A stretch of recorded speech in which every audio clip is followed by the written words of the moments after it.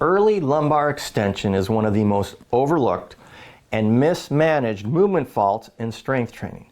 You see it during squats, deadlifts, overhead presses, kettlebell swings, and even basic core work. And while it might not be as visually obvious as a knee valgus or a heel lift, it compromises force transfer, exposes the spine to excessive shear stress, and disrupts the sequencing of efficient movement.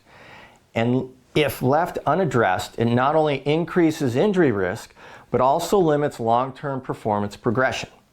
Now in this video, I want to show you exactly what early lumbar extension is, why it happens, how to spot it, and most importantly, how to coach athletes out of it using clear, structured progressions.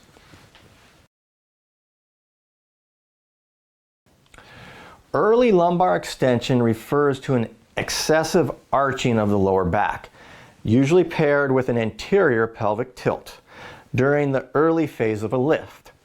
Now you'll most often see this in the transition out of the bottom of a squat or when initiating a press movement overhead. Let's use the squat as an example. An athlete may start the movement with good neutral spine, but as they reach bottom and begin the rise up, their hips lag behind, their pelvis tilts forward, and lumbar spine extends prematurely, initiating the lift. Now this fault shifts the primary driver from the glutes and posterior chain to the spinal erectors.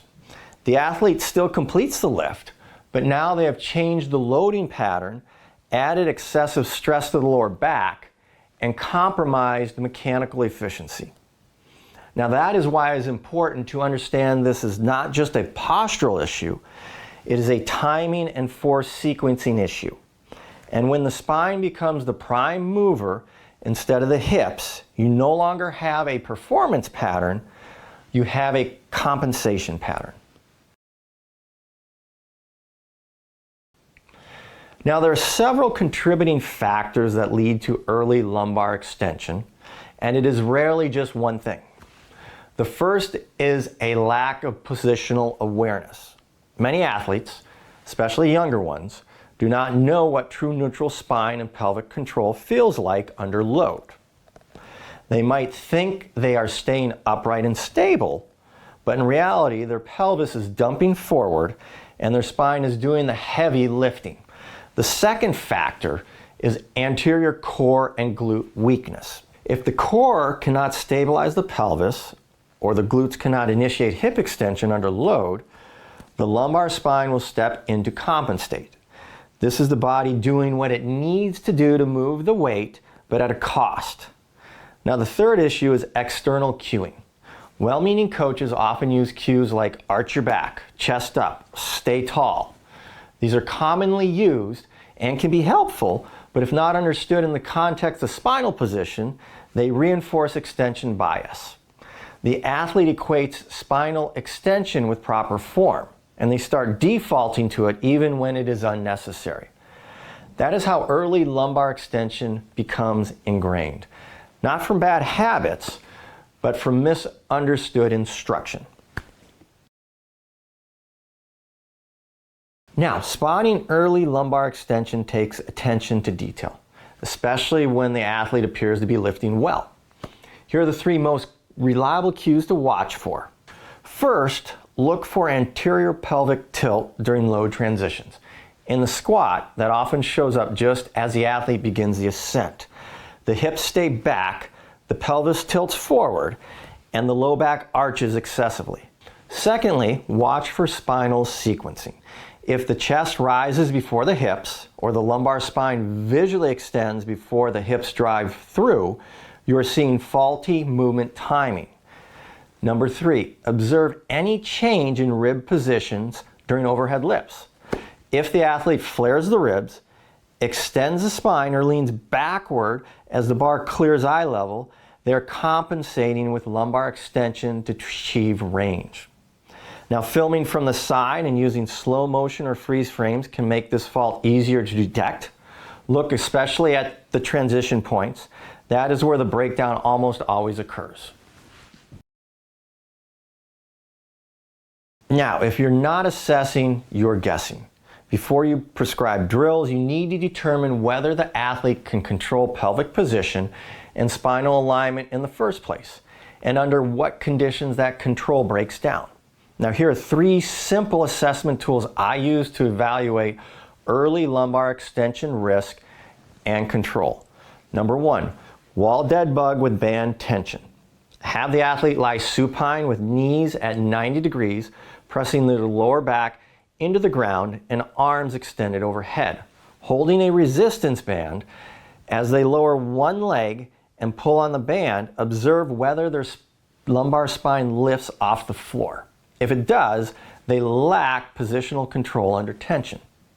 Number 2, tall kneeling overhead press with a dowel or light bar. Instruct the athlete to press vertically while staying tall in a kneeling position. Watch for rib flare or lumbar extension as the bar travels overhead. Loss of bracing here indicates poor trunk control during vertical force output. Number 3, eccentric box squat with tempo. Using body weight or light load, have the athlete perform a 5-second descent to a box. Look for anterior pelvic tilt or spinal extension just before box contact. This mimics the phase where early extension typically appears in loaded squats. Now, these assessments help isolate the pattern without the noise of high loads or complex lifts. They reveal the athlete's default strategy and give you clarity on where to intervene. Now, once you have assessed the issue, the goal is to rebuild from the ground up, using movement patterns that isolate and reinforce proper control. Here's how I like to sequence it. Step number 1, positional awareness and bracing. Use dead bug variations with tempo and band tension. Add wall press breathing drills and crocodile breathing to teach core stacking and reinforcement of spinal neutrality. Step number 2, posterior chain reconnection. Banded glute bridges with isometric holds. Elevated hip thrusts that focus on pelvic tuck and full glute contraction. Unloaded RDLs with a dowel to maintain spinal alignment through the hinge. Step number 3, controlled transitional work. Split squat holds with dowel contact and rib tuck. Tempo step downs or eccentric lunges maintaining trunk stability. Quadruped rock backs with banded abdominal bracing. These drills are low load, low complexity, and extremely effective at reinforcing pattern integrity before progressing back to full lifts. Now, once the athlete demonstrates consistent control and alignment through these regressions, you can safely reintroduce barbell work, now with a cleaner, safer movement foundation. Now, coaching correction into training is not about overhauling the program. It is about laying strategy into what is already there. Include awareness drills and anterior core prep in the warm-up. Use glute and hip control work early in the session before fatigue sets in. During your primary lifts, layer positional cueing and video review to reinforce good movement quality. Then, over time, phase back to higher intensity once neutral mechanics hold up under moderate loads. That is when the movement pattern has been truly corrected. Now, if you're working with athletes in the weight room, coaching out early lumbar extension should be a priority. It is one of the most subtle yet impactful ways to improve spinal health, force production, and movement efficiency and quality. If this breakdown helped you, consider subscribing to the channel. There are more videos ahead on biomechanics, movement coaching, and system-level instruction.